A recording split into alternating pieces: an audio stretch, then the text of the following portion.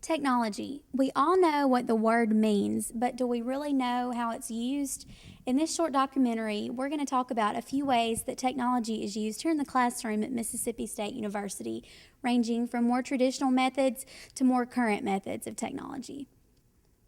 Whether you're using My Courses on your Mississippi State account or PowerPoint when preparing for a presentation for a class, you're constantly using technology in today's classroom. Nowadays, through Facebook and Twitter, our teachers can send us a message to let us know if class is canceled or if an assignment has been extended. In this short documentary, we'll be talking with 3 different professors here at Mississippi State University and how they use technology in the classroom. First, we'll be talking with Dr. Tom Carskadon, who's been teaching in the psychology field for over 35 years here at Mississippi State University. And Dr. Carskadon prefers more traditional ways of teaching. Well, I think people get too enamored of the technology and they forget the basic teaching skills. If I can't make a point without PowerPoint, I shouldn't be teaching. If the first thing you think you want to do is to turn the lights out, I don't think you'll turn any light bulbs on in the brains of your students. Now, I have taught somewhere north of 30,000 students, most of them in general psychology. I read their course evaluations and suggestions every single time, and it is seldom, rather than frequently, that students ever ask for PowerPoints. One of the best kept secrets in higher education is that students, for the most part, don't actually like PowerPoints. It's faculty who do. If I want to talk to you, I want to be right in front of you. I don't want to be off to the side in the shadows with the lights out and reading my own slides to you. I just don't think that's what teaching is about.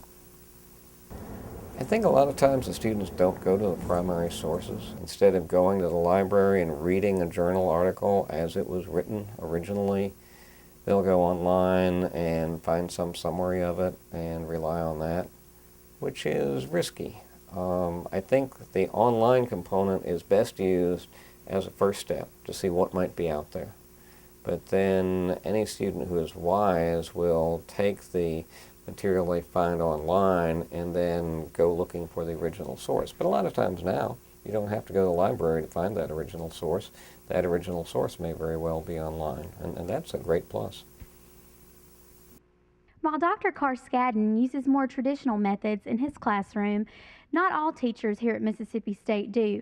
Let's take a look at Professor Pete Smith's classroom methods. Especially in my large lecture class, Intro to Mass Media, it's important.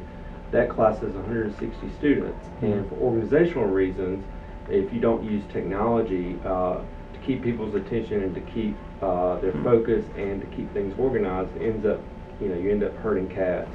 There are no perfect solutions with technology. There are always going to be holes to fill, and so my job, once I adopt a new technology, is to try to minimize the negative aspects of that technology and maximize the benefits.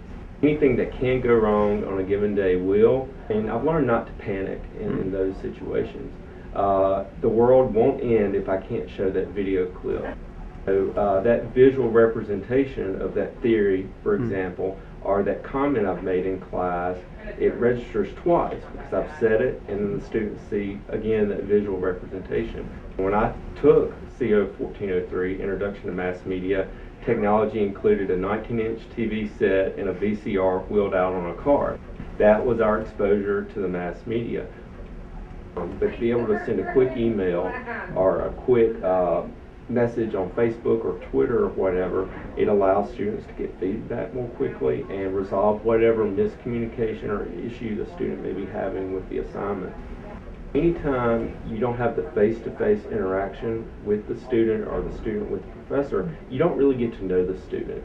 And a lot can be lost in the context of an email or a discussion board post. You just don't get the deep interpersonal relationships you get with students in a face-to-face course. Communication is a very broad field, and we have to include technology in that because technology is a means by which we communicate. But it also says a lot about us as people. You go onto someone's Facebook page and you can learn a little bit about the personality of that person. And so I think we have to include technology as part of that conversation, absolutely. Professor Mary Reese uses many updated versions of technology in her classroom, many dealing with students doing most of their work online.